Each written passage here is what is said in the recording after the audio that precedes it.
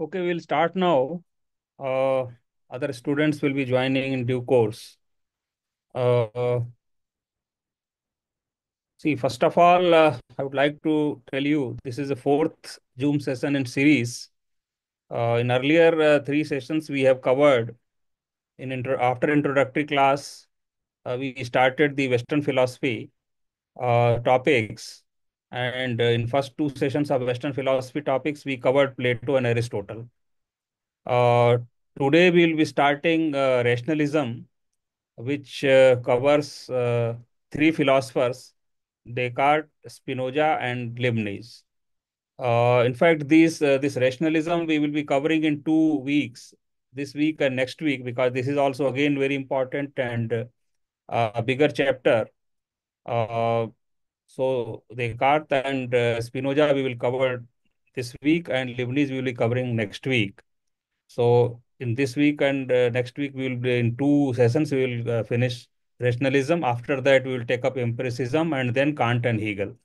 After that, we will start Indian philosophy from the month of uh, April. Uh, so basically, today our session is divided as you know, first we discuss the model answer pertaining to last week's question. So first we will be discussing two questions pertaining to Aristotle and Plato, which we uh, uh, which I have put forth in last session. So first we will discuss model answers for that, and thereafter we will start the rationalism. We'll start with Descartes and Spinoza, and finally we will have the questions for this week also, for which we will be giving the model answers next week. So our main aim is basically how to write good answers in a real exam so that one can fetch good marks. So after going through the topics in brief, we will be more emphasizing on the writing skills, model answers. So that is our main emphasis of these sessions also. So once again, before I start telling what is the model answer for the last week's questions, uh, the certain guidelines for writing model answers that I discussed last week also, and before that also. But once again, I just want to tell you, because I have already put in the Telegram and WhatsApp group also. So from there also you can access all the notes which we are discussing here. We do put there, so that you can access from there, that place also.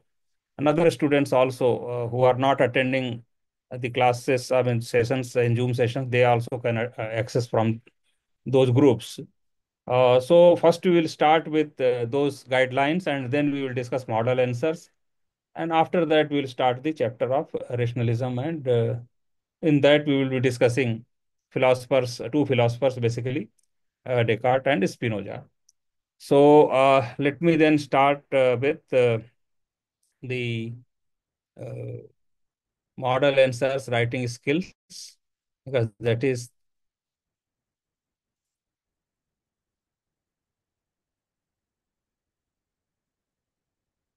okay. So see, once again, I just want to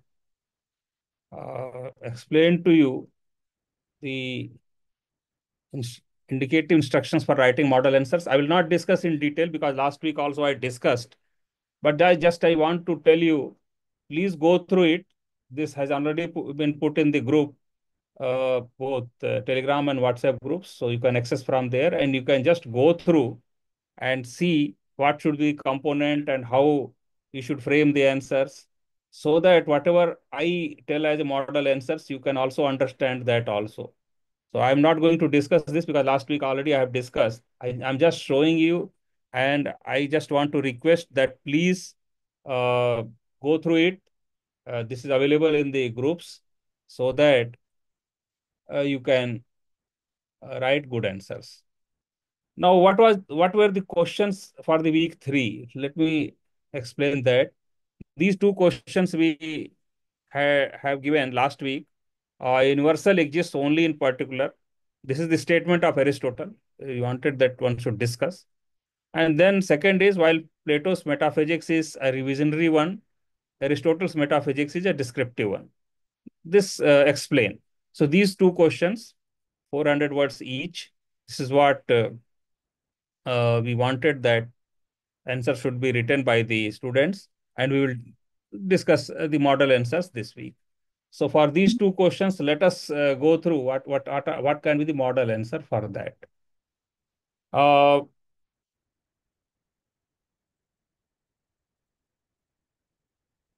See, now this question is, a universal exists only in particular. This is a statement from Aristotle. So we just want to see what are the, I mean, first we would like to explain what is this statement, what it means actually, and then its critical evaluation basically. So this is what we want to tell. In our answer also, we'll write like that. So if you see, Aristotle I mean, basically, he has argued that universes do not exist independently. You may be remembering that Plato has told that universals exist independently in the form of forms or ideas. Aristotle has argued that universals do not exist independently, but it exists in the material itself as a properties of a particular things. So basically, if you see Plato's, I mean, realism is extreme realism, and Aristotle's realism is moderate realism, which means, uh, I mean, Arist Plato says that universal exists independently. Plato says universal exists along with the things. For example, redness exists only in specific red objects. Triangularity exists in triangles. So these are examples as far as the Aristotle is concerned. Now, what are the implications of this Aristotelian view? Now, he basically emphasized empirical. We earlier also we have understood that he was an empirical philosopher, and uh, his realism was empirical realism, and Plato's was idealism basically. So, what he says, understanding universals requires observing particulars. Then he also rejected Plato's forms, theory of forms also. Universals have no independent existence. This already we have discussed. And so this is again a implication of Aristotelian view. Then his theory is hylomorphism. Uh, Form and matter exist together. This is hylomorphism. So uh, basically, uh, no, I think some student is telling that he is not able to understand. Who is that person? If you can tell, if you can speak. Hello,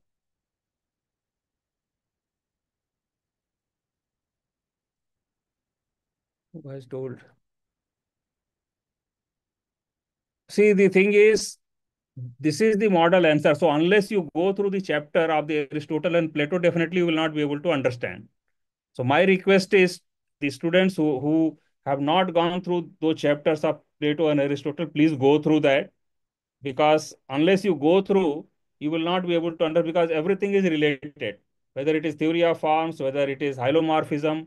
So all these terms also you will be able to understand. In fact, earlier also I had told that you should also have a dictionary for philosophy, a dictionary of philosophy. There are several good dictionaries are available, so that the terms, etc., you can understand easily. Because unless you use these terms in your answers will not be of good quality. So my again request is, if any student is not able to understand, anyway, these videos also we will be putting on YouTube, so you can again go through that. The written matter we are putting in WhatsApp group and also in the Telegram group. You can access from that place. Previous videos and previous written material also we have put in those groups, so you can access from that also. So unless you read that, you will not be able to understand. So my point is, philosophy is not something that you simply start in one day and you can understand everything. So chapter by chapter you have to go through. You have to understand particularly the technical terms. You have to understand the theories or the ideas behind the, I mean, the philosophers which they have enunciated, and then only you will be able to understand. So basically, hylomorphism, I was there. So what Aristotle says that form and matter coexist in physical reality. So they are not separate, because if you remember, Plato says that forms are separate, they are the universals and they are superior copies, and physical world is inferior copy or duplicate copy of the forms. So that was the Plato's theory, but Aristotle says that universal exists only in particular. So this is what this statement means actually. Now, what are the criticism? Because unless in an answer we are, I mean, we critically evaluate uh, any statement or any idea or any theory, it will not be complete. So criticism, we'll now see what are various criticism of this uh, this statement or this idea that universal exists only in particular. This is Aristotle's idea. Now, Immanuel Kant, he is, I mean, one of the greatest philosophers of modern philosophy. Now, he says that mind actively structures reality. So basically, what Aristotle has given is the abstract thought. It's not the, uh, I mean, uh, basically, mind actually structures reality, suggesting that universals may exist a priori concepts rather than being derived solely from particulars. So what he says that universals may exist in the mind also and not in solely in particular. So partly the Aristotle's theory may be true, but partly it may not be true also. Similarly, another modern philosopher, Gottlob Frege, says shared concepts and logic. Frege maintained that universals exist objectively within the language of and logic, independent of their physical instantiation. So again, he says that universals may exist uh, without particulars also. Similarly, Russell actually uh, has partly agreed with this, because he says that uh, how scientific laws apply universally if universals exist only within the observed instances. So he also says that partly, yes, universals exist in particulars, partly it may not exist also, because otherwise scientific laws cannot be applied. Similarly, Kuhn, another modern philosopher, he challenged Aristotle's assumption that universals are inherent property, arguing that they are merely linguistic labels with no independent existence. Now, what are the criticism from modern science? In fact, earlier I have told that, see, you have to include the criticism of the modern philosophers or the subsequent philosophers, then from modern science, and then from Indian philosophy also, if comparable thought is there, that also we need to mention. Unless we mention that, our answer will not be complete and our answer will not be better than other students. So this is again a very important thing. So what modern science says as far as the this thought or this idea is concerned, that universal exists only in particular. Neuroscience and cognitive uh, science says uh, that universals exist as innate mental structure shaping perception and language rather than emerging solely from empirical experience. They say neuroscience says that it exists in the mind, and particularly what Kant has stated. A similar thought now neuroscience also says, and cognitive science, that universal may exist in the mind, mental structures also, which shapes the perception and language. Similarly, Albert Einstein, physics and universal laws, theory of relativity, you may be knowing. Einstein's theory of relativity suggests that time and space are universal principles that do not reside within the particular objects. So again, he says, I mean, what Einstein has told, that time and space are universal principles, they do not reside in the particular objects, they are separate of the particular objects. Then, if we see Indian traditions or Indian philosophical traditions, what they say. Now, Nyaya Vaisesik, I mean, if you have gone through Indian philosophy, you will know. Otherwise, anyway, we will be covering all these subsequently, but these are model answers. So, I mean, we have to include this, even though you might have not studied this till now. I mean, if you are a new student. See, Nyaya Vaisesik is one of the important philosophical system of Indian philosophy. They believe in realism of universals. They also say that samanya, I mean, they call universals samanya, exist within particulars but are distinct real entities. So what they say is samanya exists within particulars but are distinct real entities. Unlike Aristotle, who says that universal exists in the particular itself. Similarly, Advaita Vedanta, Shankaracharya's philosophy, he has enunciated that universal and particulars both are illusions. Basically, Maya and only Brahm is the real thing. So, both universal and particulars are illusion. Only Brahm is absolute reality. Buddhism, what Buddhism says, they have rejected the universals. Thinkers like Nagarjuna and Dignaga rejected universals as mere mental constructs with no inherent existence. Similarly, Jain Syadvad. Syadvad is a, I mean, important theory of Jain. Once we read Jainism, we will be able to know. Uh, so, Jain philosophy asserts that universals and particulars are independent and context driven. They have given another theory of Anekantvad. So this Anekantvad and Syadvad, these are two important doctrines or theories of Jainas, which we will be studying anyway, but they basically again uh, contradict universal and particular theory. So basically, now next table shows what are the different Indian views of this. I mean, same thing has been written in a table form so that one can understand easily what are the different Indian systems believe regarding universals and particulars. Now, what is the conclusion of this whole thing? Now, Aristotle's moderate realism, Aristotle's theories of moderate realism has had a lasting impact on Western thought. Definitely, Aristotle and Plato both are very, very important philosophers, and their thinking, their ideas, their thought has a long lasting right from the historic times till modern times, and now also. Yet, various critics from modern philosophy and Indian traditions challenge its assumptions. So, whatever we have written earlier, a very, very briefly, same thing is mentioned here. And then we conclude that while Aristotle theory remains influential, contemporary critics from philosophy, science, and culture traditions continue to reshape the debate on the nature of universals. So basically, if you write an answer including all these points, this is a little longer answer than actually, because usually 300 to 400 words answer is, but this is about 500 to 550 words. So little longer answer is there, because usually we tend to forget whenever we remember something, or actually in exam we want to write, so we tend to forget. So this is a longer answer. But unless you include all these things, your answer will not be of very top quality. So please note that this has to be included, particulars from Indian philosophy, comparable ideas, then modern science and modern technology, and then Western philosophy. Anyway, those thoughts have to be included. Now, what is the next question? We'll go to next question of the, I mean, what we have last, see, last week's next question is, while Plato's metaphysics is a revisionary one, Aristotle's metaphysics is descriptive one.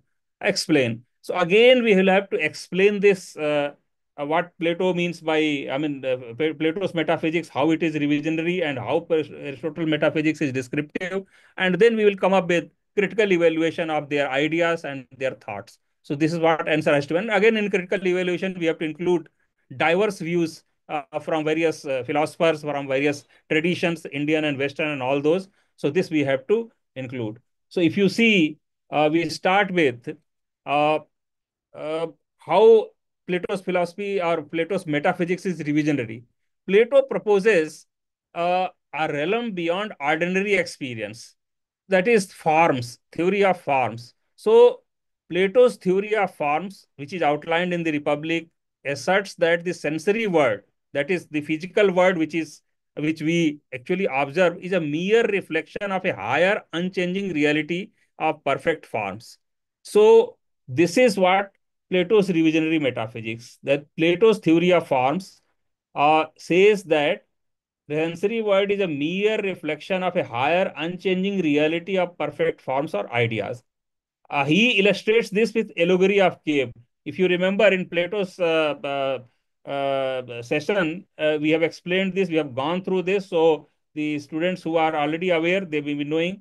So Plato explains his theory of forms through the allegory of cave, where prisoners mistake shadows for reality. So basically, why Plato's metaphysics is revisionary? Because he says that sensory world is a mere reflection of a higher unchanging reality of perfect forms or ideas. So, and what now, how Aristotle's metaphysics is descriptive? He is Aristotle, what Aristotle says, uh, he rejected Plato's dualism. Plato's dualism means one is actual form, another is the replica of that. What Aristotle says, he has developed a substance-based ontology. That is hylomorphism, which we have already, I mean, in previous answer also we have gone through that. So substance-based ontology, that is, he argues that matter and form, so substance-based ontology, and he argues that reality consists of matter and form both together. So basically, his concept of potentiality and actuality, that also this also we have theory we have discussed.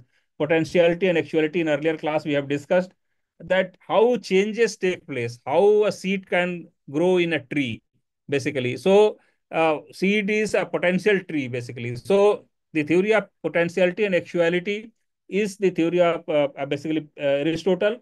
So, since matter and form reside in the same substance, or reality consists of matter and form together, so therefore, Aristotle's metaphysics is descriptive metaphysics.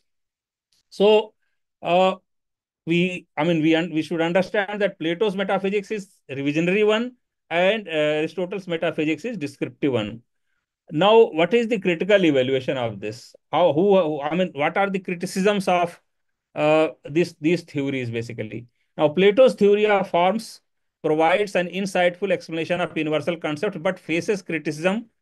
Now, what Queen has told uh, challenges the separation of ideal and material words. So, basically, Plato creates a dual word, a dualism, and that is challenged by many philosophers, and Queen is one person. So he argues that it creates unnecessary dualism, Plato's theory.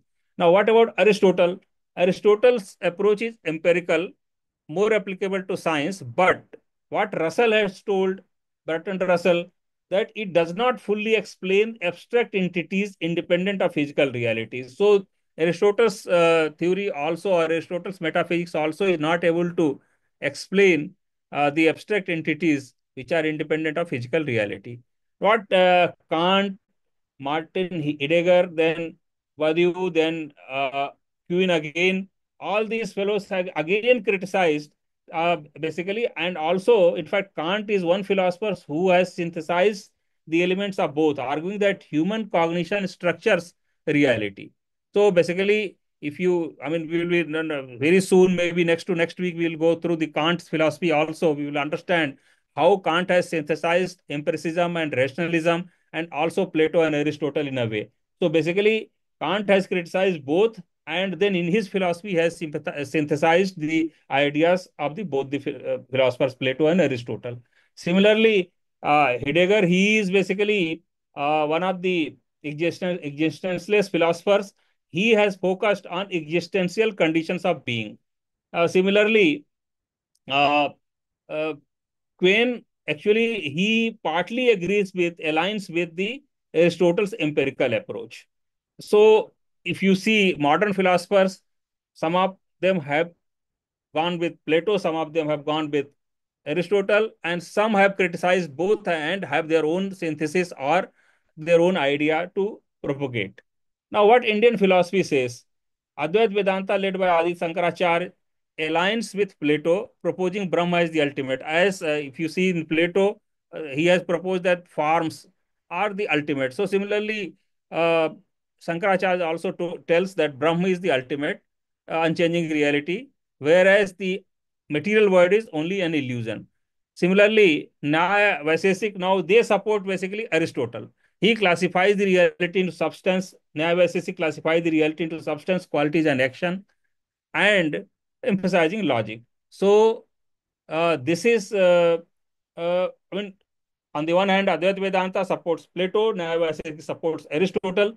What Buddhist Madhyamika Nagarjuna, he criticizes both, arguing for the emptiness, that sunnata of inherent existence. See, everything is sunnata, shunya, zero. So, what is the conclusion? Plato's revisionary metaphysics redefines reality through abstract forms, while Aristotle's descriptive approach explains it based on observable entities.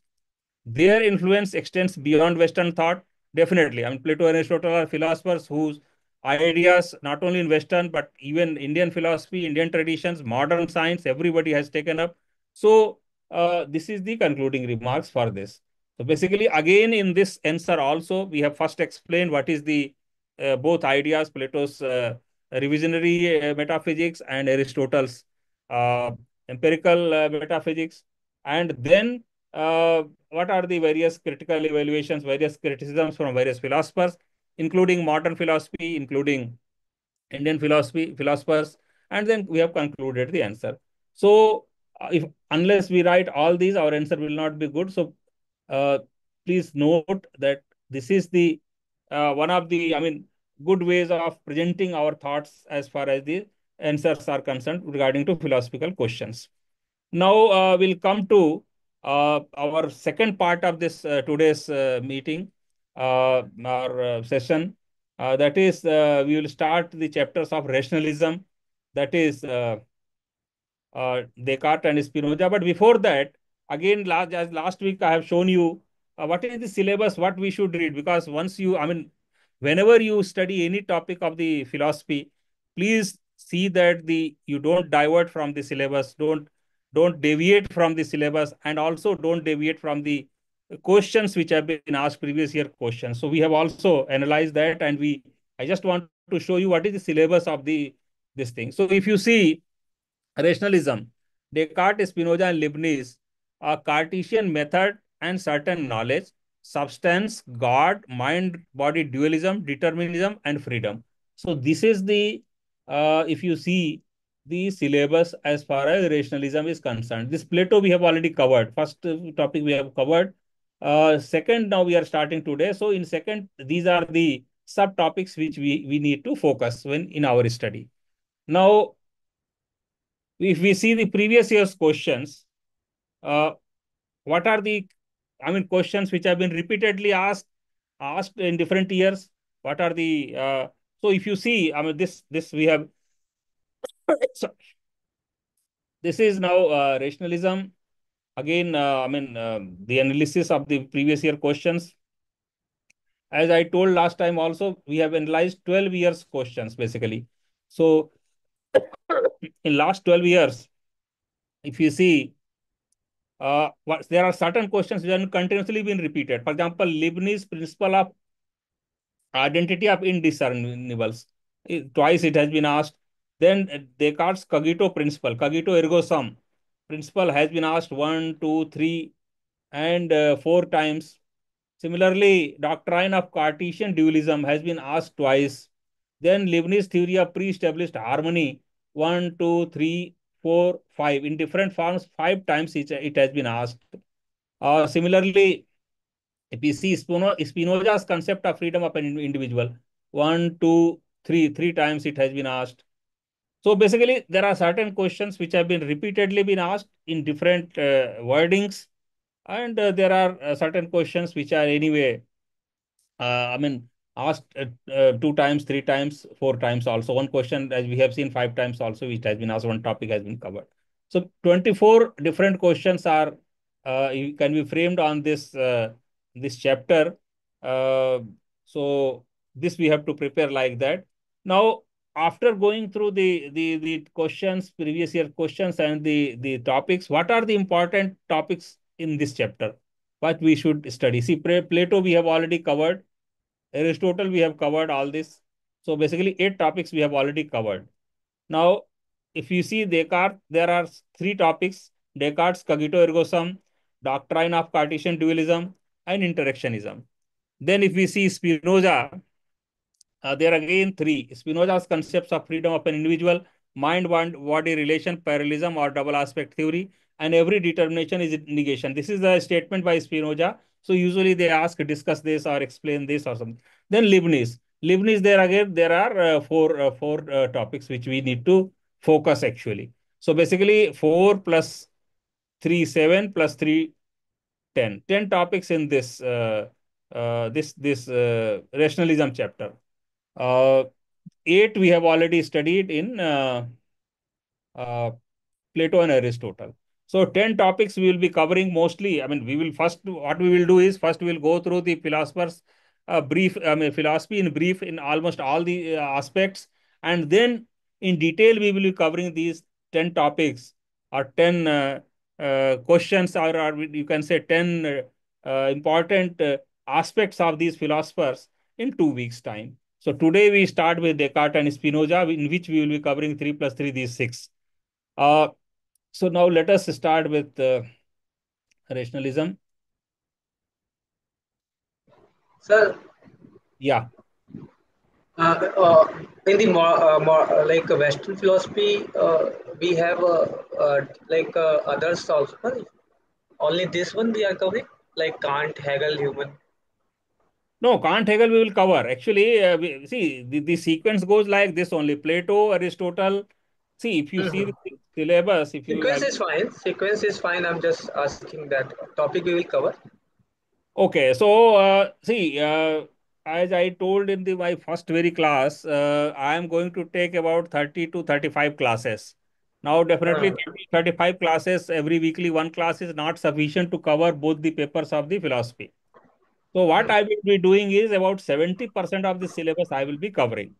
So if I hmm, cover up to Kant and Hegel, roughly 70% of the Western philosophy syllabus is covered. hmm, So hmm, my effort will be to cover about 60 to 70% or even little more also in some 70% syllabus of both the papers. Or there are four sections, as you know: Western philosophy, Indian philosophy, philosophy of religion, and socio-political philosophy. So basically, about 70% of this whole syllabus I will be able to cover in about 35 classes or Zoom sessions which I will be taking. So balance 30% you have to study separately, because definitely 35 is not sufficient to cover all. That I have explained hmm, first class itself. So my request to all these students and all the candidates who have joined, please note this. I am covering about 70 to 75% of the syllabus as far as the previous year questions and given syllabus is concerned in a very focused manner. Balance 25 to 30% you have to.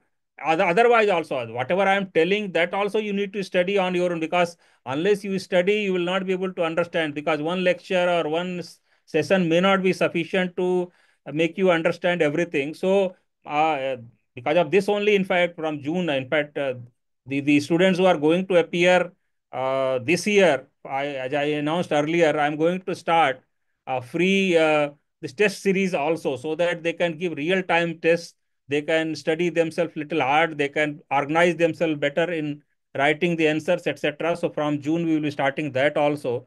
That will be a help also to all the students who want to appear this year in the exam. But definitely 25 to 30% I will not be able to cover, so because of lack of time, so that I request the students to focus themselves and cover themselves. So this is what my answer is. Yeah. Okay, so we'll start with the rationalism now. See, uh,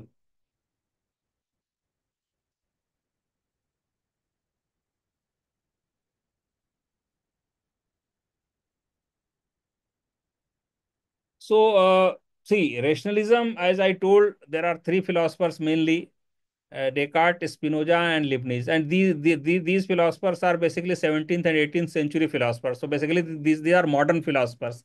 And as you know, 17th and 18th century in Europe and Western countries, I mean, development of science, mathematics, and other things were in, I mean, quite in, I mean, that was the scenario, and that was the basically the whole environment was that scientific environment was there. So these three philosophers basically, even though they are, they have given their philosophical things and they were attached to religion, etc. also, but they were also attached to science and mathematics.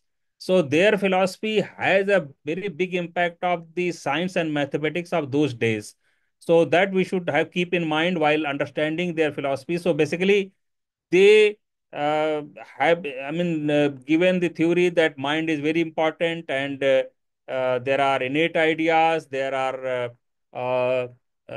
basically, in a mathematical way, they want to understand the philosophy, so that we should understand as a background, so that we can comprehend their philosophy in a better manner. So there are three philosophers: Descartes, Spinoza, and Leibniz. And as I have told syllabus, these are the points in syllabus: Cartesian method and certain knowledge, substance, God, mind dualism, mind body dualism, determinism, and freedom. So these are the topics which we have to cover mainly pertaining to these three philosophers.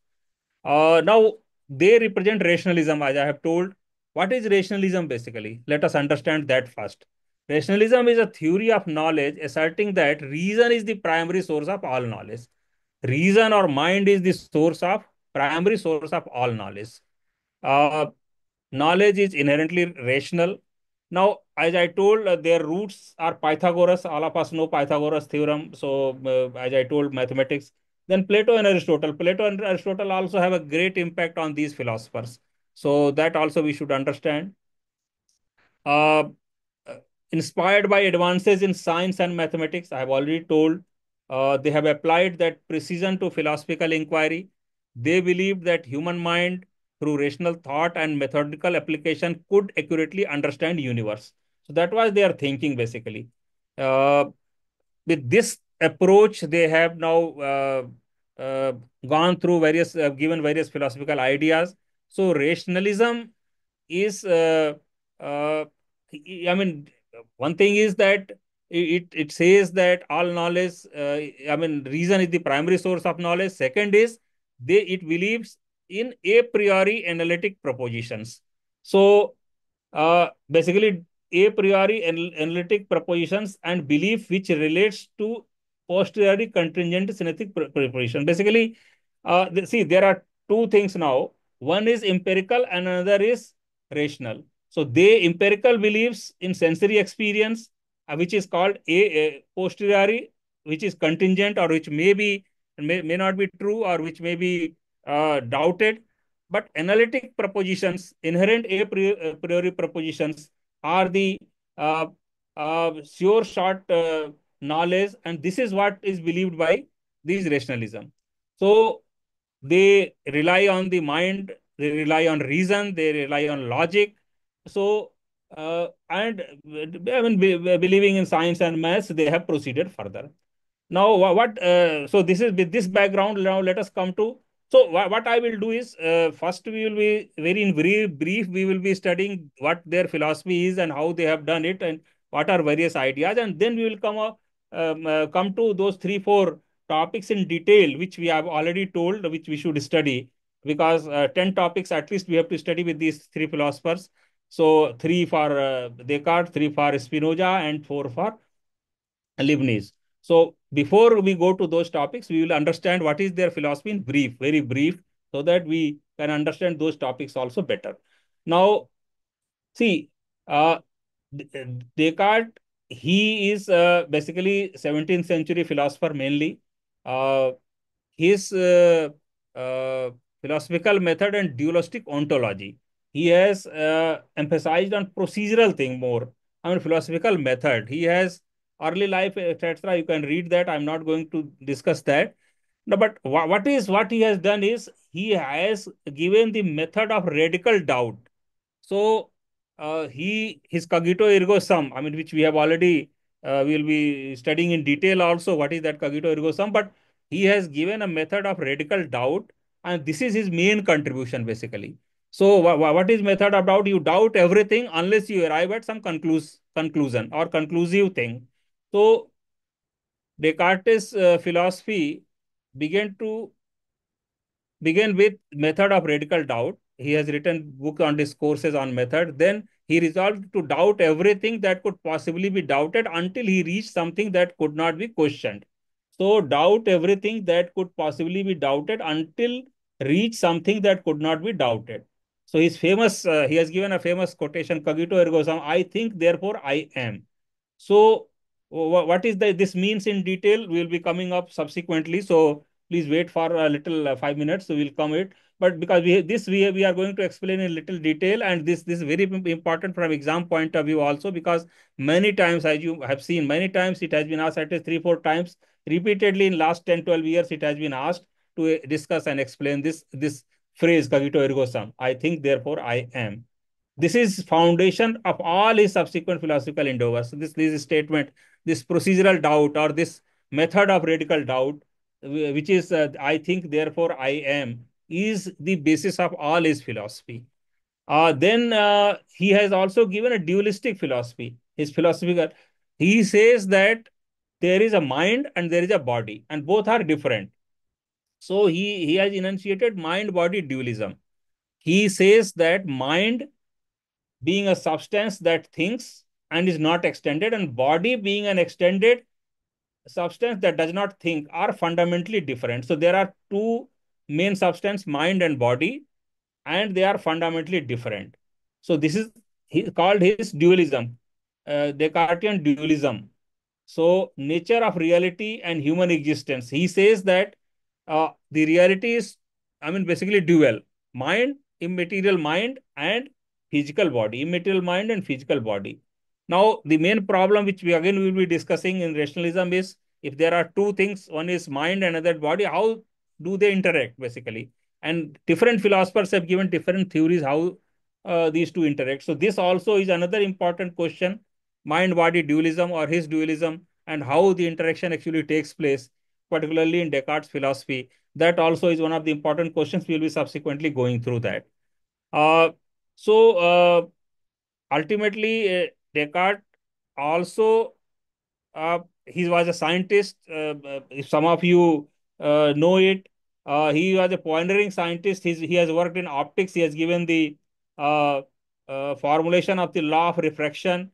Uh, so basically, he was not only a philosopher, he was a scientist also. As I've already told, all the three philosophers, Descartes, Spinoza, and Leibniz, were affected by or influenced by science and maths, heavily influenced by science and maths. That is reflected on their philosophy. So Descartes himself was also a scientist, that we should understand just as a background thing.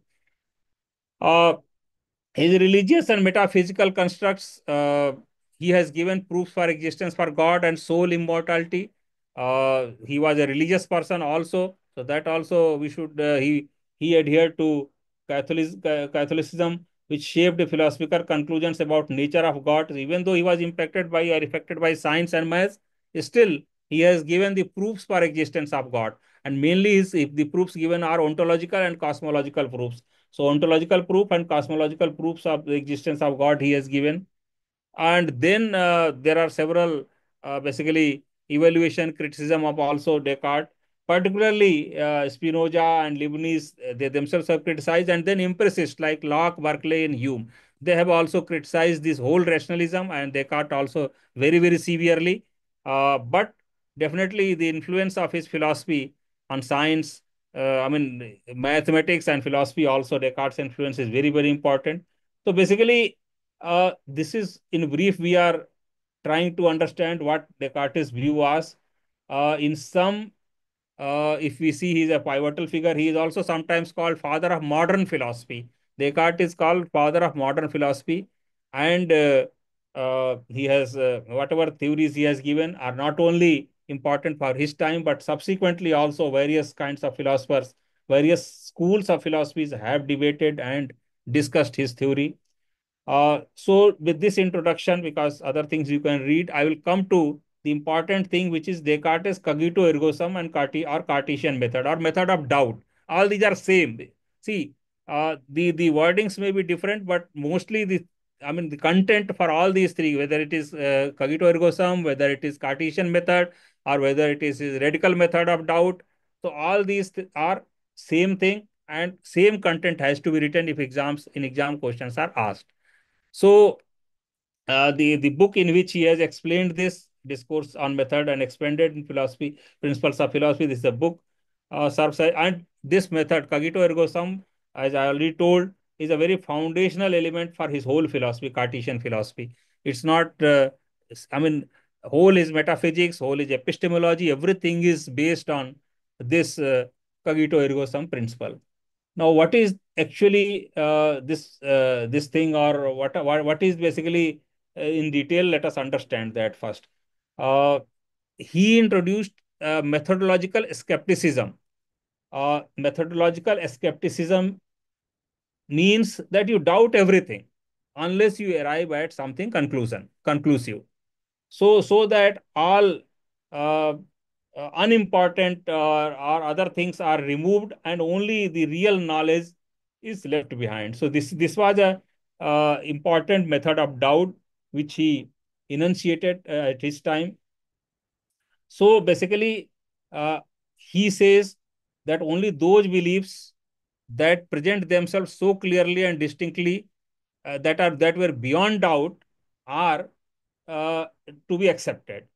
So doubt everything, and unless you doubt everything and remove everything which is to be doubted, only those things which remain, we are beyond doubt, those beliefs are the real knowledge, basically. So he also followed the principle of analytical reduction. He advocated decomposing complex problems into simple in parts and for easier for analysis. And then logical constructions, construct the whole thing right from simple to complex. He reached simple knowledge to complex knowledge. So that also then verification, exhaustive verification. So if you see all these four characteristics of his method are basically characteristics of any science or scientific method.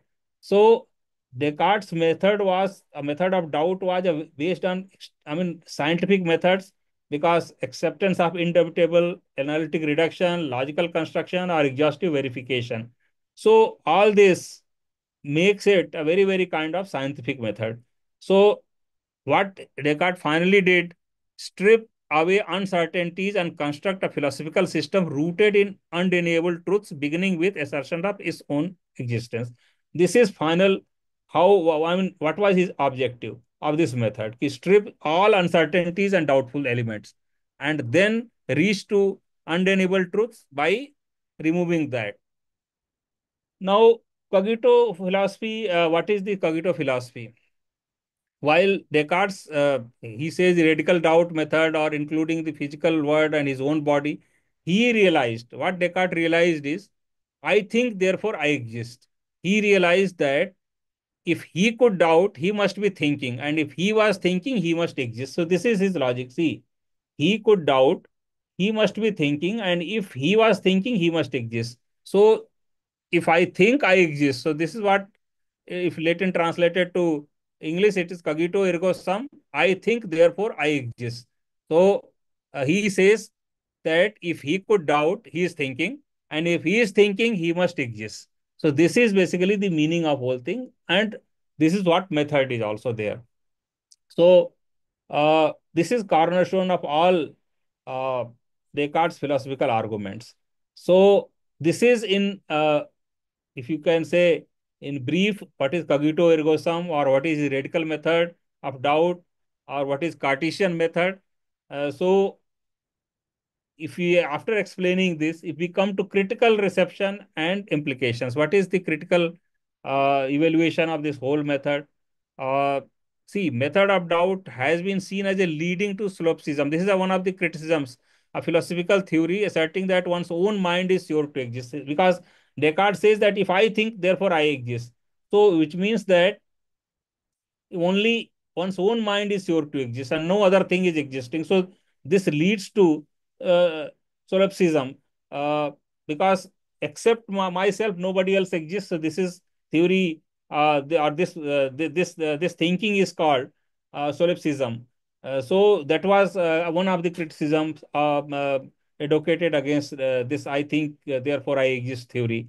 Now, critics such as Pierre Gassendi and later empiricist David Hume challenged Descartes because, see, empiricists have anyway challenged the rationalist ideas. Just because one observes oneself thinking, it does not necessarily confirm the existence of a stable, enduring self. What Hume told, that even though you may be thinking, but it doesn't mean that some enduring self or stable self is existing. So this was the, I mean, this is not only criticism by Hume, but also other empiricists like Locke and Berkeley also. Now, Immanuel Kant, philosophers like Immanuel Kant further question the implications of Descartes' findings, suggesting that while Descartes' methodology were sound, the intrinsic nature of self and its connection to a broader ontological reality remained problematic. So, even though his method was good, but the conclusion which he arrived, that I think, therefore I exist, is a problematic conclusion. So, this is what Kant says. What are the modern philosophical critiques? Uh, the analytical philosophers like Gilbert Ryle contended that Descartes made a category mistake by treating mental states as though they were objects like physical states.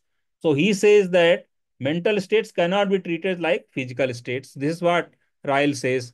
Then Husserl, phenomenologist Husserl and Heidegger, they basically engaged Cartesian skepticism and argued that Descartes did not sufficiently explore a deeper structures of consciousness. Basically, they told that yes, he started, but then he did not go deep.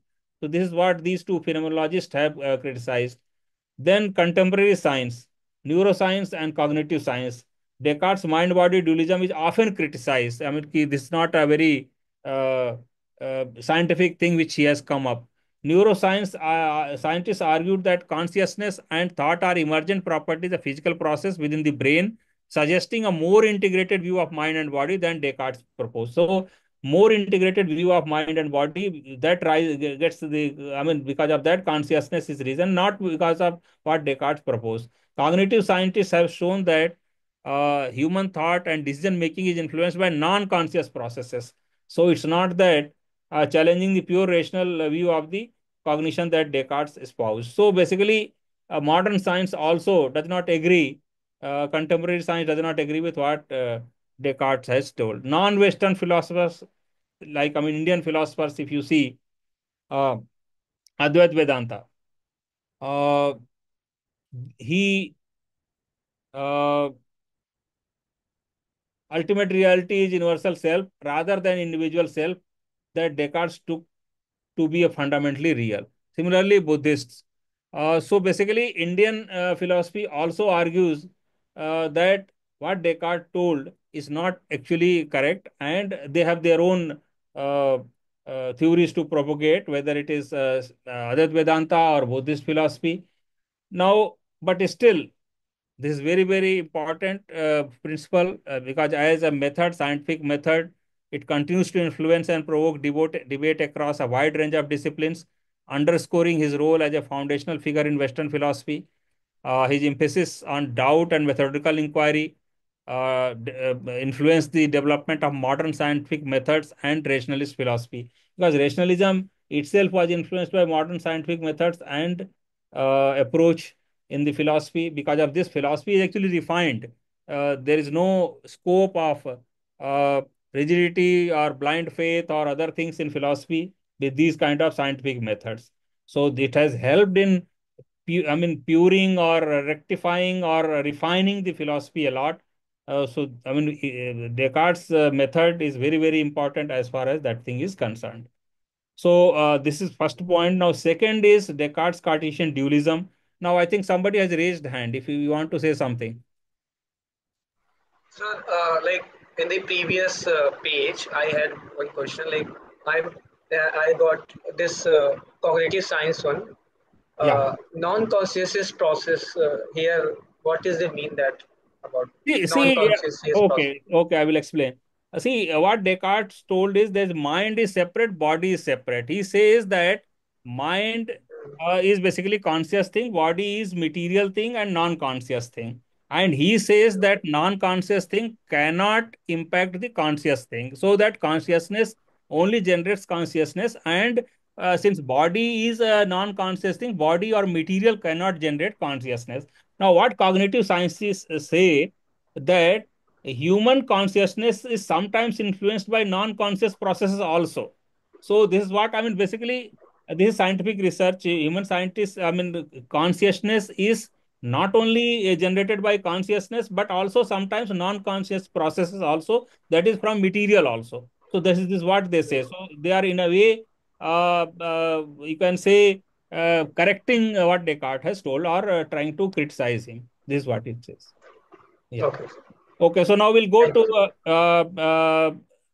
another related aspect, mind-body dualism. Now, this question also has been asked in different forms. So, doctrine of Cartesian dualism, this is also called interactionism, or mind-body dualism. So, basically, two, three ways it has been asked. So, we should, I mean, content will be almost same, whether it is asked mind-body dualism, whether it is asked interactionism, or whether it is Cartesian dualism. So we should try to understand and then write in a different. We should understand the question and then try to write similar content or in a little different way. See, in fact, I was just explaining similar, same thing has come here again. Descartes defines substance as an existent thing which requires nothing but itself in order to exist. So now, this sentence also, if I can just tell you, has been asked two, three times for just explaining or discuss or in the exam actually. So the again, I will repeat sentence is definition of substance by Descartes, an existent thing which requires nothing but itself in order to exist. So this is what the definition of substance by Descartes is, and this has been asked in the examination to explain it or discuss it. This also we should remember, because there are several sentences or several statements of the philosophers which actually in the exam it is asked to be discussed. See, what Descartes says is, this is the definition of substance, that an existent thing which requires nothing but itself in order to exist. So this is what the definition of substance. Now, what Descartes says is, only God is the real substance. He says that this, in strict sense, this definition in strict sense applies to only God, because only God is the substance which exists or which requires nothing but itself in order to exist. So real substance is God. This is what is the Descartes' first premise or first point as far as this thing is concerned. Now, in secondary sense or subsequently after God, he identifies two substances, mind and matter, that is mind and body, which exist independently apart from their dependence on God. Body is extended, divisible, and unconscious. That is body or matter. Both are same. Again, because see, some terms are actually used interchangeably, so that we should understand. So mind or matter, or mind or body. Matter or body are both same thing. So he says that God is the main substance. Then there are secondary substance dependent on God. These secondary substance, there are two substances, mind and body, or mind and matter. Mind is extended, divisible, and unconscious, whereas body is unextended, indivisible, and conscious. So basically, these two are totally different substances. If you see, my body is one and mind is another. Now, how these two interact? If mind is different, body is different, how these two interact? So what Descartes says, mind and body are distinct but interact through the pineal gland.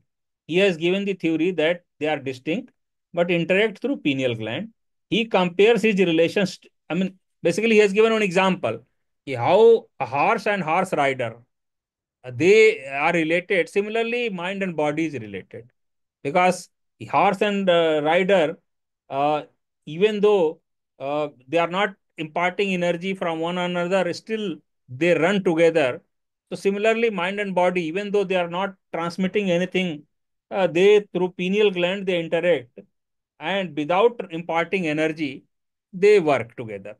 So this is the concept or basis of his theory of interactionism, okay, how mind and body interacts basically. So this is interactionism.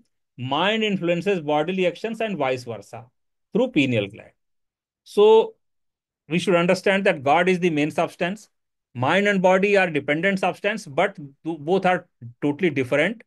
Uh, and they interact with each other through pineal gland. This is what Descartes says. Mind influences body and bodily actions and vice versa. Now, there have been definitely severe criticism of this kind of theory. Criticism of Cartesian dualism. Problem of interaction is very, very severe criticism. Critics question how a non-spatial, immaterial mind can influence spatial matter. If mind and body are distinct substances, there seems to be no mechanism or causal interaction. So problem of interaction is one important criticism. Then Gilbert writes critique. He says that dualism as a ghost in the machine. He describes Cartesian dualism as ghost in a machine, arguing that mind is not a separate entity, but a way of describing mental process. So basically, he is a modern philosopher, as you see in 20th century philosopher. So he says that what Descartes has told is not correct. Uh, he says that mind is not a separate entity, but a way of describing mental processes. So mind is a part of body, and he is telling separate, but it's not separate.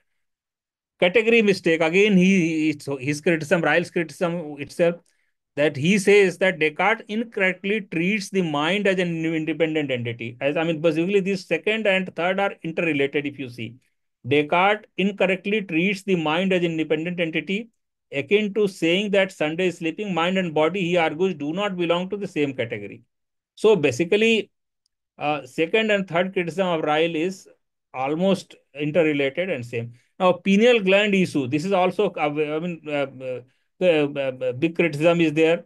Immaterial soul does not require a physical seat, making Descartes' claim about pineal gland problematic. Modern neuroscience also found no evidence supporting this view that there is some pineal gland, because pineal gland we all know, I mean, all it's there in body, but it's modern science or neuroscience doesn't say that mind and body interact through pineal gland. So this again, modern science also has disproven what Descartes has enunciated. Then emotions and dualism. The rigid separation between mind and body struggles to explain emotions, feelings, embodied experiences, etc. So this is again a problem as far as Descartes' philosophy is concerned. Then experiential contradictions. Strauss, he argues that we experience ourselves as integrated being, not as separate mind-body entities. So there is a contradiction in experience also, what Descartes has told. Actually, if you, I mean, because this is important. See, there are several attempts have been made by different philosophers to explain how mind and body interact with each other, or how a material or matter or mind actually interact with each other. This has been done in Indian philosophy also. This has been done in Western philosophy also. Now, in Western philosophy, there are at least, I mean, besides Descartes, because Descartes has given a dualism theory, and he says that there is interaction through pineal gland. There are other at least three attempts. Occasionalism. Now, there are other two philosophers who told that God mediates mind and body interactions, ensuring that mental and physical events correspond. So, occasionally, God mediates through mind and body interaction. This is what these two philosophers have told.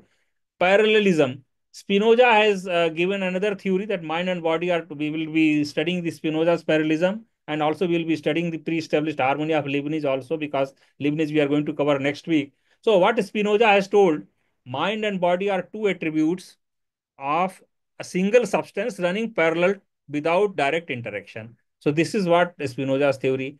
What Leibniz has told, mental and physical states are synchronized by God at a creation. He has given a theory of monads basically. Now, what are monads? They have pre-established harmony incorporated in that. God has already created monads in such a way that mental and physicals are synchronized. So, this is what pre-established harmony is by Leibniz. So, these are the other three attempts by rationalist philosophers to uh, explain how mind and body interact. What modern philosophical and scientific perspectives, David Chambers uh, proposes property dualism, asserting that consciousness is a fundamental property of the universe and irreducible to physical process. Daniel Dennett rejects dualism, arguing that consciousness is a computational process using from arising from neural activity. Neuroscience, research on brain functions, plasticity, and artificial intelligence challenges dualism. This neuroscience also challenges dualism by demonstrating strong correlation between brain activity and cognitive states. Studies in cognitive science suggest that subjective experiences emerge from complex neural networks. Artificial intelligence, AI, raise questions about whether consciousness can emerge from purely material processes, reinforcing arguments against Cartesian dualism. So AI also, that consciousness can be generated through material, from material. So this also is an argument against Cartesian. In the Indian philosophical view, see, Advait Vedanta, they reject dualism, all kinds of dualism. They simply say that everything, mind, body, everything is illusory and only Brahma is real. Sankhya philosophy, Sankhya is a little akin to Descartes, because they have a, again distinguish between Purush and Prakriti. Purush and Prakriti, they can't, Sankhya is also dualist philosophy in Indian philosophy, philosophical systems. So they do propagate that there is a Purusha and there is a Prakriti, these two kinds of um, matter exists. But unlike Cartesian dualism, they say that they eternally coexist rather than interacting. They are coexisting rather than interacting. Buddhist philosophy, they believe in non-self philosophy, anatta philosophy. Uh, yoga, Yoga Sutra advocate holistic integration of mind and body through meditation. So basically, these are comparable philosophies from Indian philosophy. I've just mentioned it. You have to remember and as and when required in any question, you have to mention that. What is evaluation of Cartesian dualism? Uh, Basically, as we have seen, some philosophical systems they do support, some oppose. Particularly modern science definitely is not with Descartes. They have their own reservations as far as the dualism is concerned. One important thing is Hegel. The views of Cartesian, what Hegel says that what mind and body Cartesian dualism are incomplete towards absolute idealism. So he basically uses this dualism uh, to proceed towards absolute idealism once we study Hegel, because anyway, I'm going to tell you about Hegel subsequently. So he uses these theories to go for absolute idealism, which he proposes. So, despite criticism, Cartesian dualism remains a significant philosophical doctrine because this is important. And basically, all rationalist philosophers have discussed this and explained how, tried to explain basically how interaction takes place between these two philosophical, the mind and body, these two substances. Uh, but definitely, science, modern science, and Indian philosophy, and part of Western philosophy also, they are severely critical of this mind-body dualism and also interactionism also. Now we'll come to Spinoza, because Spinoza also will complete today. Uh, so first again, we will have some very brief knowledge of his key philosophical ideas, and then we'll come to important questions. There are again three important questions from Spinoza also, or topics also, which we need to go in little detail. So Spinoza basically he proposed that there is only one infinite substance, and that is God. So Spinoza's God, but Spinoza's God is not a personal deity of theism, because see, theism in theism there is a God is a personal God. One can worship. It has qualities which needs to be worshipped. But Spinoza's God is not like that. So basically, what Spinoza says, uh, there is only one infinite substance, God, and God is sum total of everything, reality and nature itself. So, what he says that God is basically in Spinoza, God is nature, nature is God, God is everything, everything is God. I mean, its philosophy is like that basically. So, everything, reality, and nature itself. He has basically diverged from the Descartes' dualism, mind and body. Instead, he says, because as we know, we have already gone through, Descartes has proposed mind and body dualism. There is mind, there is a body, there is a mind, and there is a matter, and both interact through pineal gland. What Spinoza says, he has gone for monoism. He doesn't believe in dualism. He has gone for monoism. But then he says that thought and extension are merely two attributes of the same fundamental substance. So, mind and body, or thought and extension, are two parallel substances of the same fundamental substance, parallel attributes of the same substance. That's what Spinoza's philosophy is. So, Spinoza's metaphysical framework means what is the substance, what is the self, what is the God, what is the soul. This is covered in metaphysics. So, metaphysical. So, one substance. So, what Spinoza says, there is one substance, it has infinite attributes. So there is one substance, that is God, and God has infinite attributes. This is called divine substance with infinite attributes. Only thought and extension are known to human beings. So what Spinoza says, that God has infinite attributes, but as a human being or humans can know only thought and extension, only two attributes. And he believes in mind-body parallelism. So if we remember, Descartes believes in interactionism. This Spinoza believes in parallelism. He says that mind and body are not separate entities, but parallel modifications of the same underlying substance. So these are parallel things, mind and body. So basically, uh, Spinoza's philosophy is monism. It is a modified version of Descartes' philosophy. He has modified further. What is ethics in Spinoza's concept? Because now Spinoza says that God is everything, everything is God.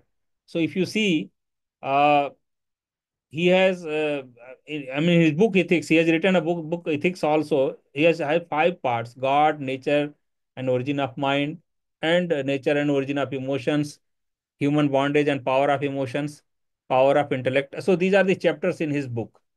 Now, substance we have already gone through, but I'll just repeat again. Spinoza's substance as that which exists in itself and is conceived through itself. Now, this is the Spinoza's definition of substance: that which exists in itself and is conceived through itself. That is, it is completely independent and does not rely on anything else. Since two substances cannot share the same essence, there can be only one such infinite substance, that is God or nature. So for Spinoza, only God or nature is the real substance. But here, as I already have told, God is not a personal thing. Unlike traditional theism, Spinoza's God does not act with will or intention. Instead, all things flow necessarily from him, God's nature, not from divine volition. God and nature are identical. Spinoza says God and nature are identical. Therefore, his philosophy is also called pantheism. That is, nature is God, God is nature. Uh, so this universe is an expression of God's essence. So this is what Spinoza's philosophy. He believed in geometrical method. As I've already told, all rationalist philosophers believed in geometry, mathematics, and science. So Spinoza is also one of the philosophers. He believed in geometrical method. He says, just like logically axioms follow conclusions, theorems derive logically from axioms. So accordingly, he has also given derivatives. So all aspects of reality follow necessarily from the essence of God. Every determination is negation. Any definition imposes limits on absolute infinity. Now, this sentence, just again, I will repeat because it is important. Every determination is negation is one again statement by the Spinoza, which in several times it has been uh, asked in the exam to elaborate or to uh, this this thing. So. Uh, this again one should remember because it may be asked again. Every determination is negation. So what it means is, again, I have taken up this also further to explain in next subsequent this thing. But we should understand here that any definition imposes a limitation on the absolute infinity of God. So therefore, he believes that for God, there cannot be any kind of determination or any kind of a quality cannot be attributed to God. God has basically infinite qualities. So therefore, uh, every determination is negation. This is in respect of God. Static universe. What he says, since geometry does not account for movement, Spinoza's worldview denies free will. See, Spinoza also, in a way, he is a philosopher who does not believe in total free will. So this also will be studying in detail because free will is very, very important for human beings. Unless human beings are free, as we have understood in first class, it's a problem of evil, because many philosophers have told that why there is evil or suffering or other things, because of free will.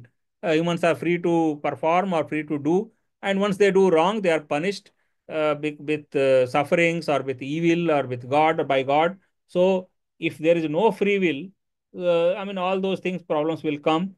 So Spinoza's worldview denies free will. I mean, this we need to explain further also. I will come up in the next 5 minutes or so. Uh, what he says, that everything occurs by necessity, not by choice. So this is what Spinoza's worldview or universe view is. He also believes that there is no teleology. Teleology means there is no purpose. There is no divine purpose, basically. So God does not act with a purpose.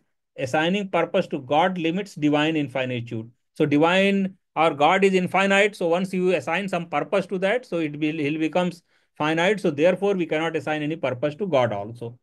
So there is a very, I mean, several criticism of Spinoza systems also. For example, he has oversimplified the reality. Uh, this his explanation is incompatible with the experience. Then there are problems with his geometrical method also. So these are the various criticisms of Spinoza's general philosophy. Mind body relation, as already, I mean, briefly, it has been told, he believes in parallelism.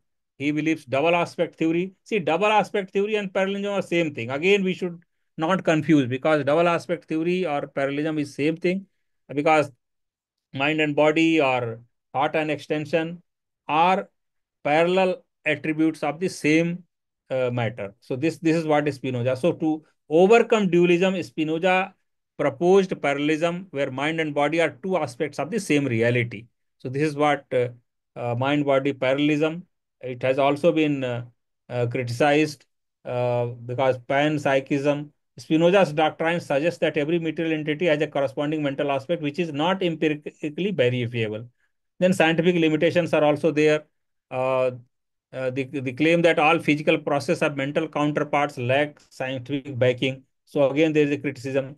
Then determinism and human freedom. This is important, but here I have told in brief, but subsequently this is important. Therefore, we have also explained in detail also. So will come up. But here let us understand what Spinoza denies. If Spinoza denies free will in traditional sense, but offers redefined notion of freedom. See what he says: free will in traditional sense, yes, not there. But then there is another way human beings are free. What is that way? True freedom is self determination, acting according to reason rather than being enslaved by emotion. So, what Spinoza says that if someone acts as per reason, he is a free. If he is not enslaved by emotions, he is free. So, this is what is freedom in his sense. Understanding necessity leads to liberation. When one grasps that everything follows necessarily from God's nature, one attains intellectual and emotional peace. So, moral implications. What are the moral implications for this? There is no room for revenge and hatred, and human sufferings is part of divine necessity. So this is also told in Bhagavad Gita. If you find a comparable thing in Indian philosophy, in Bhagavad Gita, that human suffering is part of divine necessity. So basically, Spinoza says that free will is not available to human beings in a traditional sense, but yes, if they act as per reason, they are free. They are not to be governed by the emotions. They are not governed by to no room for revenge or hatred or any other emotions, so they are free in that sense. Now, Spinoza's pantheism, I already told that Spinoza propagates a theory that God is everything and everything is God, or God is nature, nature is God. For him, God and nature are identical, everything is God and God is everything. Then atheistic implications, because once you say that, you make the God atheistic. I mean, you don't basically have a personal God. Personal God means a God who can be worshipped, who has a qualities who benevolence or uh, the way in which the people worship God in whether it's in Christianity or Hinduism or other religions. So that kind of God is not available in Spinoza's system. So basically, Spinoza's pantheism basically has atheistic implications. So it makes impersonal God. Some accuse him of atheism. No room for devotion. It is very clear that once God is not personal, he is not have personal qualities, it becomes there is no room for devotion. So similarly, there has been a criticism of pantheism also. Daniel of personal God already covered in illusionism and ecosystemism, fatalism, because he does not give the free will in traditional sense. So therefore, uh, determinism negates the possibility of moral responsibility. Then tendency towards materialism. So basically, these are the criticism of pantheism and also his determinism. But despite all this, Spinoza's rigorous rationalism, because see, uh, Descartes was the father figure. I mean, he was first of the rationalist philosophers. Then comes Spinoza, and then comes Leibniz. So, whatever the problems he tried to, I mean, problems in Descartes, Spinoza tries to address that. Whatever are the problems in Spinoza, Leibniz tries to address that. So, basically, like that, they have kept on improving the systems of the rationalist system. But Spinoza's philosophy, despite all drawbacks, because several drawbacks are there, we have understood all drawbacks. It is a very, very radical, profound, and controversial attempt to unify God, nature, and human existence. So, definitely, there are negative things, there are positive things, but it is quite impactful philosophy, and it has impacted subsequent philosophers, whether it is of rationalism, whether it is of empiricism, or Kant, Hegel, or even other philosophers, Western philosophy. Now, there are certain important topics, as I told, because this was the in brief very philosophy of Spinoza. Now, if we come to three topics which we have to understand as far as Spinoza is concerned, as our analysis of the previous year question papers and the syllabus says. So, one is Spinoza's conception of individual freedom. So, this is very important because this has been question has also been asked, and we should also understand why I mean, what is the Spinoza's determinism or concept of individual freedom or free will? So, free will, individual freedom, determinism, all are same things. So, we should sometimes we should not confuse with the different uh, wordings or topics or phrases in the, I mean, has been used in the questions because the content or answer will be almost same. So, Spinoza is accused of basically simultaneously advocating both determinism and freedom. So he is accused of both determinism and freedom. Uh, Even though Spinoza has tries to explain, because determinism, nobody or no philosophical system actually seems good in promoting, because once there is a charge of determinism, they try to explain why they are not deterministic, why there is a freedom of will or even individual freedom is available. So what Spinoza did was first he advocated, and then there was a criticism of determinism, and then he tried to explain also what is how actually there is a freedom. So, according to Spinoza, for something to be entirely free, it must be completely uncompelled and the cause of itself. So, this is what Spinoza says. To be entirely free, it must be completely uncompelled and the cause of itself. Since he asserts that only one substance causes itself, namely God or nature. So, according to him, only God or nature is totally independent or totally free, and its existence is identical to essence. It follows that this substance exists necessarily and independently. So, God is totally independent, he is totally free. All others, now what he says, uh, uh, these modes, including human beings, see what he says, God, all things that derive from God are merely modes or its attributes, and human beings are also derived from God. So do not possess the same level of freedom as God. So he says God is totally free. All other things are derived from God. So all other things, including human beings, do not possess the same level of freedom as God possesses. So this is Spinoza's concept of freedom.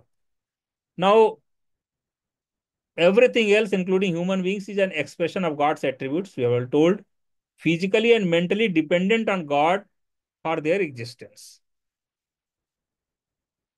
So therefore, they are not as free or same level of freedom as God has. Now, at first glance, Spinoza's philosophy seems to allow no room for freedom, because he says that God is only free since you are derived from God, so you are not totally free. So therefore, there is no scope for freedom. But he insists that everything is governed by absolute necessity. He states that all events follow from the nature of God, making it impossible for a thing to be otherwise, as he puts it. Now, this again, a statement is very important. I will just tell you if the nature of things,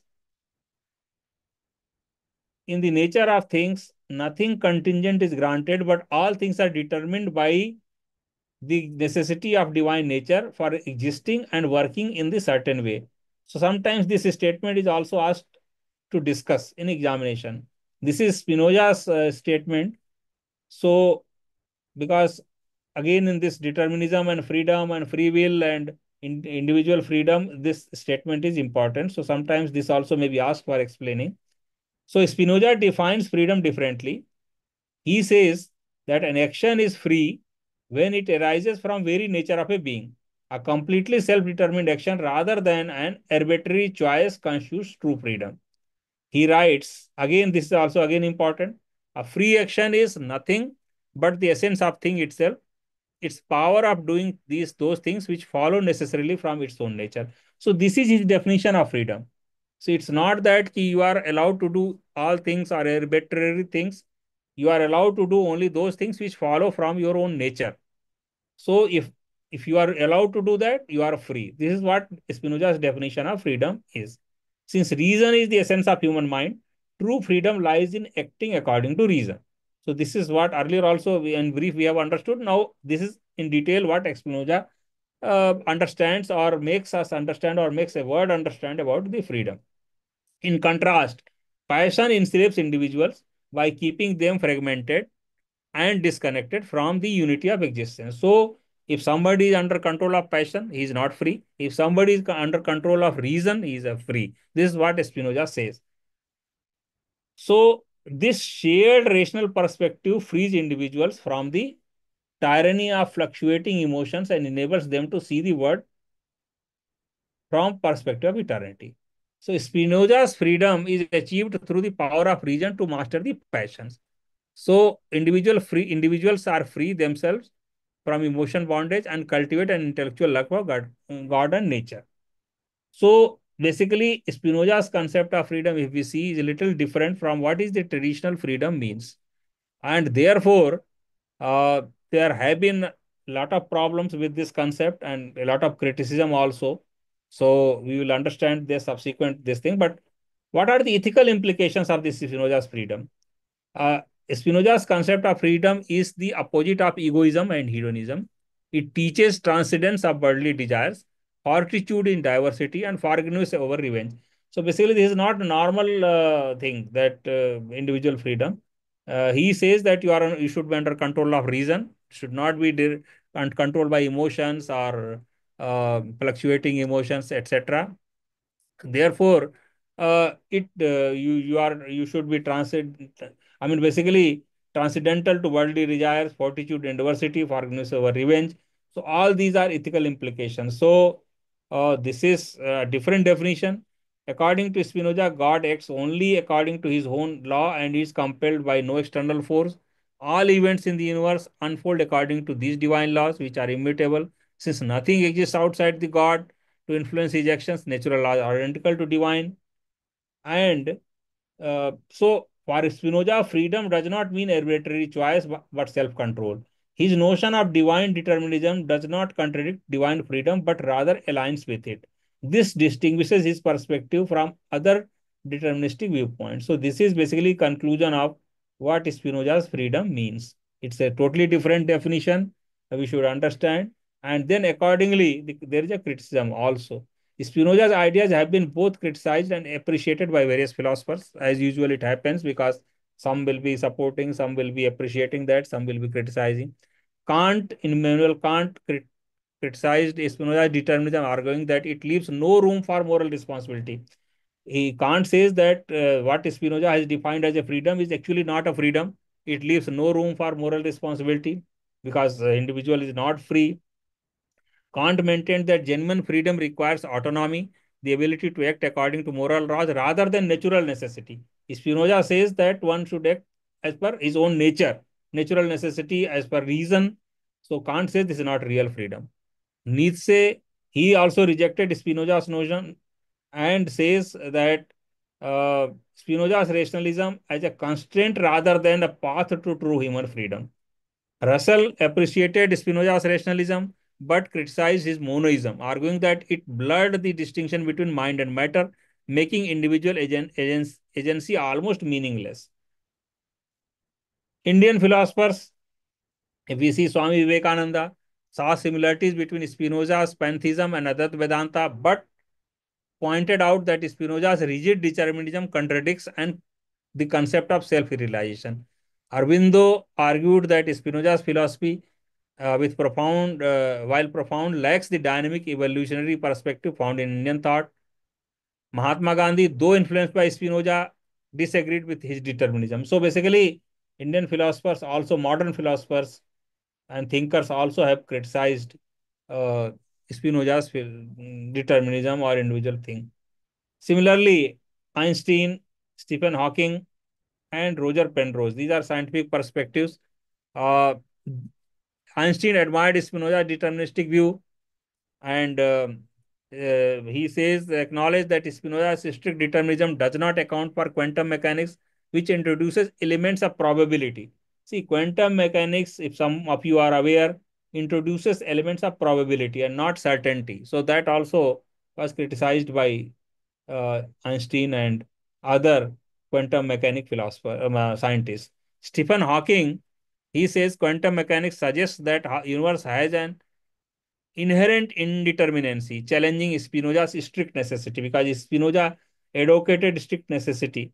Similarly, Roger Penrose and other contemporary physicists have explored theories suggesting that consciousness may not be entirely deterministic, posing further challenges to Spinoza's view.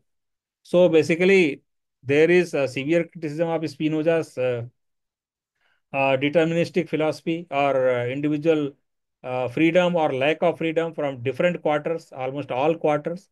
But definitely, Spinoza's philosophy offers a nuanced understanding of freedom, a different understanding of freedom, one grounded in self-determined rationality rather than arbitrary choice. So this is a different total definition of freedom. Uh, His strict determinism remains a subject of critique among philosophers and scientists alike. As I've already told, it has been criticized severely. Whether true freedom is possible within this system continues to be a matter of philosophical debate, demonstrating the complexity and enduring relevance of his ideas. So, obviously, it's not possible, as is very clear, because he has, severe criticism has been there, and his thought basically is a totally different and not a traditional definition of what free will or individual freedom is. Is understood. Now, second topic is Spinoza's mind-body relation, parallelism or double aspect theory. So, mind-body relation, parallelism or double aspect theory, all are same thing, because uh, if asked in any way, same content has been written as far as the answer is concerned. Psychophysical parallelism. I mean, this is also again psychophysical parallelism is also same thing.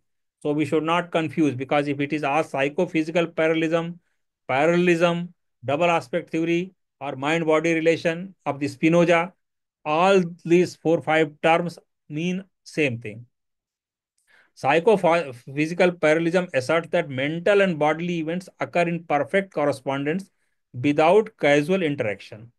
So both are parallel things, mind and body. So this is psychophysical. Physical means body, psycho means mind. So this is what psychophysical parallelism. It denies a direct cause and effect relationship between them, because as we know, for Descartes, there has to be pineal gland to interact mind and body.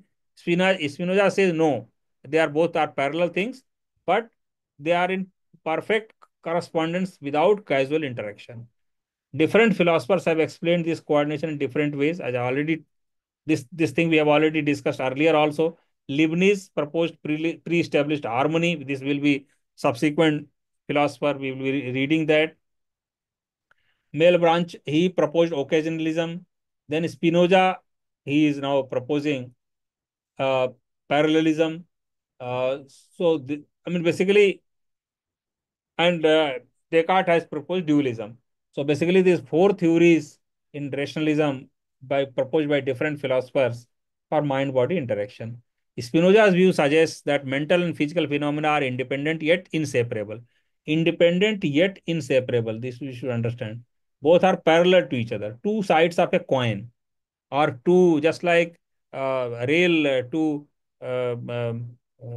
railway line kind of thing. Parallel things, they are moving. Two sides of a coin. So Spinoza's parallelism, art and extension. The attributes are God we perceive. As we have already understood that God has infinite attributes, but human beings can perceive only thought and extension. So these are two things, thought and extension, which is only perceived by human beings, and do not casually interact with each other. Different ways of understanding the same reality. Every bodily event has a corresponding mental event, forming a structural correspondence. His key proposition: the order and connection of ideas is same as the order and connection of things. So both are basically in, it has a corresponding things, because structural correspondence or mental correspondence. So that kind of thing is there. So order and connection of ideas is same as the order and connection of things. So here mind, body. Order and connection of mind and order of connection mind body are same. This implies that causal relationship among ideas mirror those among physical things. So this is, let us understand, ideas, causal relationship among ideas mirror those among physical things. Spinoza's parallelistic monism contrasts with Leibniz pluralism. So Leibniz pluralism, we'll understand later on, but parallelism of this thing is that causal relationship among ideas mirror those of physical things. So therefore, both interact with each other in a different manner. Spinoza argued for a single substance, God and nature, expressing itself through parallel attributes. To reconcile dualism, he proposed mind and body are not separate substances but parallel aspects of the same thing underlying reality. For every physical change, there is a corresponding mental change and vice versa. Comparative philosophical views, Descartes, as we know, dualism he has proposed. Hume argued that only we perceive correlations between mental and physical events and not true causation. Hume's theory we will understand when we study Hume. Hume also was a very, very important philosopher, and we should understand once we read that. But he has told that we perceive only correlations and not causal connections. Kant suggested that mind and body belong to same phenomenal reality, but their ultimate nature, that is nominal realm. See, Kant has given phenomena and nomina. So nomina thing nobody understand or it's unknowable. So only phenomenal thing we are able to understand. Indian philosophical perspective, Adhyat Vedanta again proposes non-dualism. All dualistic things are only illusory and only Brahma is the real thing. Sankhya argues for dualism, that is Purusha and Prakriti, but they oppose monism. They say that both exist separately. Modern philosophical and scientific perspective, philosophical approaches, Ryle criticize Cartesian dualism as the ghost in the machine, rejecting parallelism in favor of a behaviorist view of mind. So Ryle proposes a behaviorist view of mind. So he also opposes dualism, he opposes parallelism also. David Chalmers proposed property dualism, suggesting consciousness and physical reality are two aspects of the same fundamental nature, akin to Spinoza's view. So he partly supports Spinoza's view. Scientific perspective, neuroscience, the parallel processing nature of brain aligns with Spinoza's parallelism. Quantum mechanics proposes that consciousness emerges from quantum processes in the brain. Cognitive science, the embodied cognition model posits deep integration between mind and body, challenging Spinoza's strict dual theory. Critical evaluation, strengths, they avoid, what is Spinoza's parallelism or strengths, avoids dualism, challenges, maintains the reality of mind and matter, and logical consistency. Criticism, its panpsychism, claims that all physical entities have corresponding mental aspects which lacks empirical support. So panpsychism is something which is not empirically testified or verified. Non-uniqueness of human mind, Spinoza doesn't support that. Lack of causal explanation, modern science relies on causation to explain correlations. Parallelism, by denying causal interaction, conflicts with empirical methodology. So basically, Spinoza's parallelistic monism remains an influential attempt, but it has been criticized severely by various philosophers as well as even modern science also. Yes, in some part, whether we see part of the modern science, they support also, but then scientific perspective, but still mainly the criticism is there, and it has been further refined by Leibniz also in next philosopher we see, but still it is quite important uh, because this mind-body debate has continuous debate over mind-body relationship continues to evolve, reaffirming the enduring significance of Spinoza's insights. Now, third thing, again, this is the last point, which our last topic as far as Spinoza is concerned, important topic which we have identified after analysis of previous year questions and the syllabus, that Spinoza's principle, this is statement, every determination is negation. Many times it has been asked, explain this or discuss this or critically examine this. So this is a phrase or a statement by Spinoza. It has a profound metaphysical claim and with significant implications. What is the meaning of this statement? Every determination is. Let us understand. Now, Spinoza says that or believes in substance monism. There is only one God or nature. It has infinite qualities or infinite attributes. So, which is infinite and absolutely self-sufficient. The substance possesses infinite attributes. As finite beings, we can only grasp to thought and extension.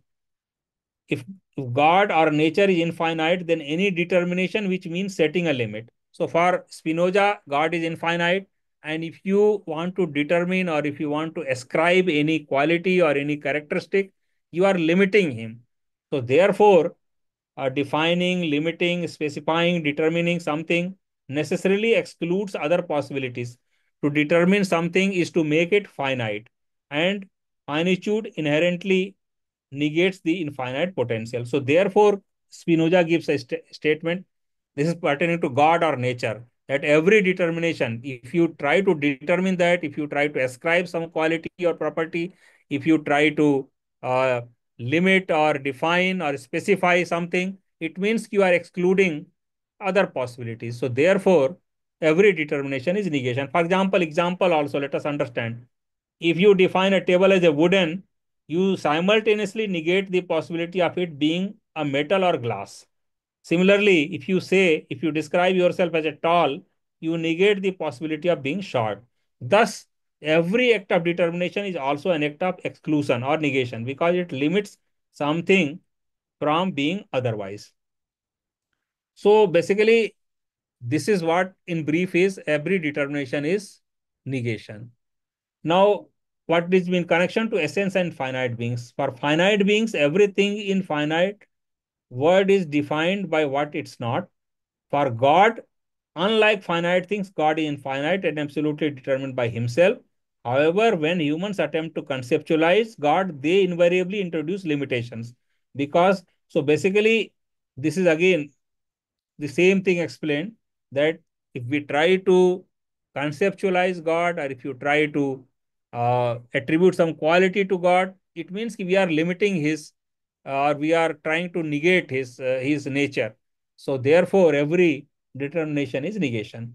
Now, what are the criticism or critical evaluation of this?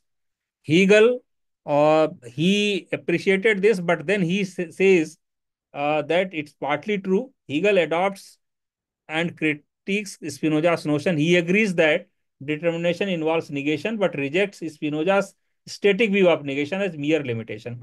Instead, Hegel argues that negation is dialectical and productive, leading to higher forms of synthesis. So basically, what Hegel has given is philosophy, dialectical process, thesis, antithesis, and synthesis that we will be studying in Hegel once we study. He criticizes Spinoza for not recognizing how negation leads to higher development. Kant, he criticized the role of mind in determination. Kant rejects Spinoza's deterministic metaphysics and argues that determination is not purely negation. So Kant has another view that every determination is not purely negation. He says that mind actively constructs reality rather than passively limiting infinite substance. So, unlike Spinoza, Kant believes that determination involves both negation and affirmation as we categorize and synthesize experiences. Nietzsche critique of negation as a limiting life. Now, this is the existential philosopher. He says that life as an act of self-assertion and becoming, not mere limitation. So he also doesn't agree with Spinoza. Sartre, again, he says the existence precedes essence. So, from existential perspective, Spinoza's claim by emphasizing, he criticizes Spinoza's claim by emphasizing radical freedom. Then criticism from Indian philosophers, Advaita Vedanta beyond negation. He says that Brahma is beyond negation or beyond affirmation, he is above all. Then, if we see Buddhism, dependent origination, if in Buddhism we will again read Pratyut Samutpad and dependent origination. So basically, they also dependent origination challenges determination negation. Nyaya Again, it's affirmative determination, and they also don't support the Spinoza thing.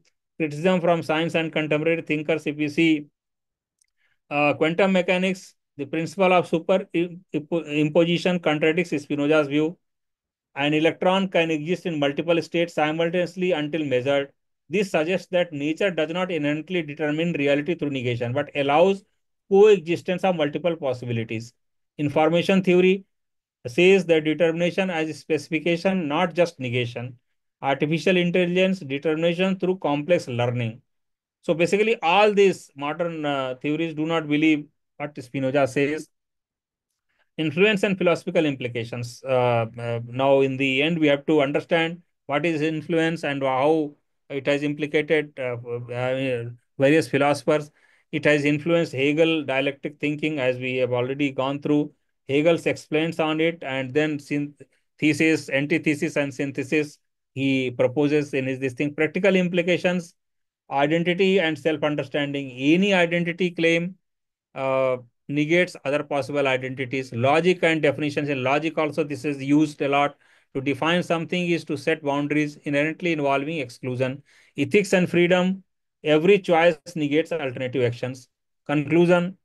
Every determination is negation is not true, but yes, influential and widely debated. So there are number of philosophers who have criticized, but yes, there are certain philosophers who have agreed. For example, Hegel has partly agreed with this and used it for his own dialectical method also. Science also does not, science and modern philosophers also do not fully agree with this. But still, this statement has been widely debated and quite influential in shaping further philosophical thought in the subsequent centuries. So with this, we complete this Spinoza and Descartes, that is rationalist. Now the questions of the week. See, if you are interested in writing, these are the two questions which I propose put before you. This is explain Descartes' theory of innate ideas and how Locke criticizes it. Then second question, explain Spinoza's statement, what is cannot be other than what it is. In 400 words about each. Interested candidates may send their answer in PDF form for evaluation and further discussion if you are interested in the mail which has been mentioned. Model answers to these two questions again we will be discussing in next class. Next week we will be having on Saturday. So that will be discussing. So this is what I have to say today. Now, one more thing just I want to say before I close this, because uh, some of the students, it seems, are not very comfortable with this timing. So if you feel that the timing of this class needs to be changed, you can give me suggestions. In fact, now also and subsequently also, uh, in mail you can send me the mail because I've already given the mail ID. So on that you can give any suggestion regarding the class or regarding any other thing which you want to further improve upon, or timings, etc. As if you can tell, that also will follow. But um, uh, this is what I've got a feedback that timing may be changed. So what timing is suitable to students so that more number of students can join and it can be useful to more students. That's what I want to know. So if now itself somebody can tell, or subsequently also you can mail it. This is what I have to tell. Yeah, anybody wants to say anything? Otherwise, we'll close. Yes, sir. Sir, I mean, when we started that, I mean, there is one question. When we say rational and logical, both are the same or different? No, see, both are same. Both are same, but see, logic is, I mean, something little different also, because see, rational, as already we have discussed, is something based on mind, based on innate ideas, based on uh, basically, in a way, you can say logic is also associated with rationalism, but not totally same, because uh, Hmm. uh, rationalism is little different in a way that it believes in more mental faculties, ideas, and innate ideas. They say that there is something already Mm, available in the mind, which forms the real knowledge. So that is the reason, and basically innate ideas. Logic is, mm, as you know, branch of philosophy or the subject, I mean, part of philosophy, and it says basically logical deduction, induction. But yes, both are related also in a way, and big way they are related. But logic is used mhm. by not only rationalism but empiricism also. Once you go through the empiricism, they also have their own logic and their own this thing. So both are different Okay. in that way, but yes, used by each other. Different also. Yeah. So there is one word, the ontological word you used in the reference, I mean here above, Mm. on the Descartes. So what is the reference in the philosophical when we use the ontological? What is the meaning that? So you know metaphysics, metaphysical. Yeah. So metaphysics and metaphysical are same thing ontological. Ontological is same, which is what both are basically synonymous, you can say. So metaphysics or ontology means how we describe matter, how we describe soul, how we describe self, how we describe God. So basically all these kind of descriptions come under the branch of metaphysics or ontology. So ontology, metaphysics are both are same. Okay. Just synonyms of it. Yeah, it's a synonym. Yeah. Yeah, Thank you, sir. I think Khyati, you want to say something? Yes, sir. Sir, as we have discussed about rationalism, so I want to ask this: that is rationalism exclusive to a priori concepts, like we say a priori and a posteriori concepts? Yeah, rationalism actually promotes or they believe in a priori concepts and ideas. So, in fact, two, three classes because next week I am going to complete Leibniz and after that empiricism. So, in fact, there is a very good questions also coming previous year questions. Once we complete this rationalism and empiricism, we will be able to understand both kind of things here. In fact, Kant is one of the philosophers who has basically I don't know. I mean, since what time you are, all of you are studying philosophy, but if you have already gone through some, I mean, even briefly, once you study Kant, you will understand that he synthesized both because a priori concepts rationalism promotes, then empiricism they promotes other concepts, and both synthesis, empirical and rational synthesis, that is. Uh, Basically Kant's job. So once we go through that, we will be able to understand these things better. But yes, as you are correct, a priori is basically rationalist thing. Yeah. Okay, sir. Thanks. Okay. So timings change. If you anybody wants to say, otherwise we will close. Sir, We'll. Yeah. regarding this suggestion, Uh, I mean, can we have some like a Telegram channel, like right where we can ask some questions, Telegram channel तो already बना रखा है ना भाई, बना रखा है. but we are not allowed to post in there any questions or something. तो अब वो क्लटरिंग हो जाएगी इसलिए नहीं किया है. आप एक काम करो ना, आप अगर ऐसा ही क्वेश्चन है तो आप मुझे मेल कर दो ना. मैं तो आपको बोला था, मेल करिए ना, फिर मैं जवाब दे दूंगा भाई. Sir, क्वेश्चन क्वेश्चन okay, आप मेरे से ही पूछना चाहते हैं ना भाई आप. क्योंकि अगर आप किसी दूसरे स्टूडेंट से पूछना चाहते हैं तो स्टूडेंट को डायरेक्ट कर लीजिए. अब अगर मेरे से पूछना चाहते हैं तो मेरे से सीधे भेज दीजिए मुझे, है ना. okay, sir, ठीक हाँ, है. तो आप मुझे मेल कर दीजिए और नहीं तो मुझे व्हाट्सएप कर दीजिए. अगर कोई अच्छा क्वेश्चन रहेगा तो definitely I will try to reply, है ना. Okay, sir. या प्लीज डू दैट बिकॉज वो उसी लिए नहीं क्लटरिंग हो जाएगी, फिर सब लोग उसमें लिखने लगेंगे कुछ कुछ तो आलतू फालतू की चीजें भी लिखने लगेंगे, तो that we don't want basically. So therefore, है ना. Okay, then we'll close this. We'll meet again next week. And if you have anything to say, you can mail it. You can mail to me. Mail ID I have already given. And again, tomorrow I will post it on WhatsApp group and Telegram groups also. All details, mail ID, and all this material also, PDF material also will be posted. So you can go through again if you want. And this video also will be posting on, uploading on YouTube channel. So that also you can, if you want, you can go through. Okay, thank you everybody. We'll close now. Thank you.